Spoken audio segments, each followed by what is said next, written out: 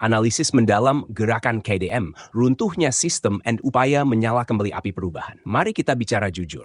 Ini bukan tentang sekelompok anak nakal yang perlu dibina. Ini tentang kegagalan kolektif sebuah bangsa yang membiarkan sistemnya membuang generasi demi generasi ke pinggiran sejarah. Tanggal 20 Mei, ketika KDM melepas angkatan pertamanya, seharusnya menjadi cermin bagi kita semua. Bagaimana Indonesia telah kehilangan arah selama 25 tahun reformasi. Tanggal 20 Mei menjadi momen simbolis ketika komunitas Duta Muda, KDM, melepas angkatan pertama mereka.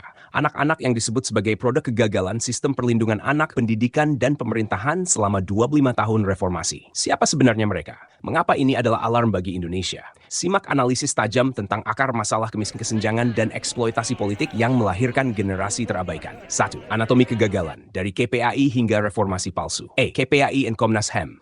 Lembaga yang mati suri. Fungsi pengawasan KPAI dan Komnas HAM nyaris tak terdengar.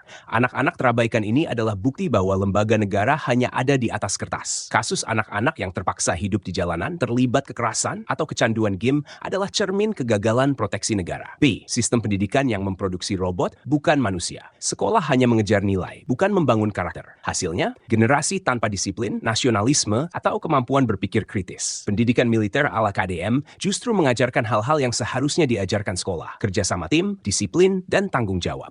25 tahun reformasi, ilusi perubahan yang tak pernah terwujud. Reformasi 1998 hanya mengganti rezim, bukan sistem. Oligarki tetap berkuasa, sementara rakyat terjebak dalam kemiskinan struktural. Pejabat hanya memikirkan kekuasaan dan keluarga, sementara kesenjangan kaya miskin melebar seperti jurang yang tak terjembatani. Lihatlah, ketika orang kaya bilang Indonesia tidak gelap, itu karena mereka hidup di Menara Gading. Mereka tak melihat rakyat yang berjuang sekadar untuk makan hari ini. 2. Kemiskinan sebagai senjata politik, siklus setan yang tak berujung. Bansos dan politik transaksional. Kemiskinan sengaja dibiarkan agar mudah dikendalikan. Bansos bukan solusi, melainkan umpan untuk menciptakan ketergantungan politik. Setiap pemilu, rakyat miskin dijadikan komoditas suara, diberi sedikit bantuan, lalu dilupakan selama 5 tahun. B. Brain drain. Ketika orang-orang pintar memilih kabur, Indonesia kehilangan pemikir, ilmuwan, dan kreator karena sistem yang tak menghargai talenta. Mereka lebih memilih berkarya di luar negeri. Negara ini hanya menyisakan para penikmat kekuasaan dan rakyat yang terjebak dalam lingkaran kemiskinan. Pernah dengar istilah bodoh itu mudah dikendalikan? Inilah yang terjadi.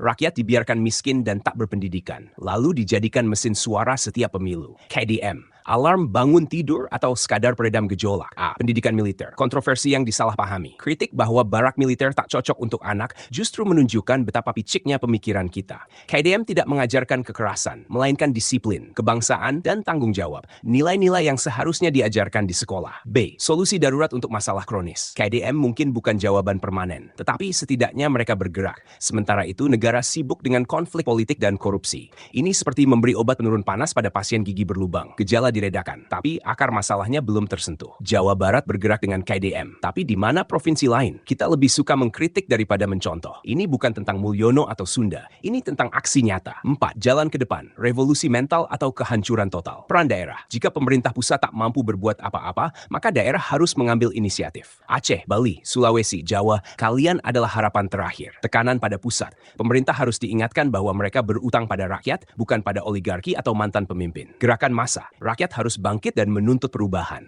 bukan hanya menunggu uluran tangan dari atas. Kita punya 2 pilihan, terus mengeluh sambil menunggu kehancuran, atau bangkit dan memulai perubahan dari diri sendiri. KDM mungkin hanya setitik cahaya, tetapi dari sinilah kita bisa mulai menyalakan api perlawanan terhadap sistem yang bobrok. Bagaimana pendapatmu? Mari diskusi di kolom komentar, share ke yang lain, dan jangan lupa follow media sosial kami untuk analisis tanpa filter. Jika video ini menginspirasimu, jangan ragu untuk like, subscribe, dan share. Follow juga akun media sosial kami untuk konten-konten kritik sosial yang lebih mendalam. Bersama, kita bisa jadi bagian dari perubahan.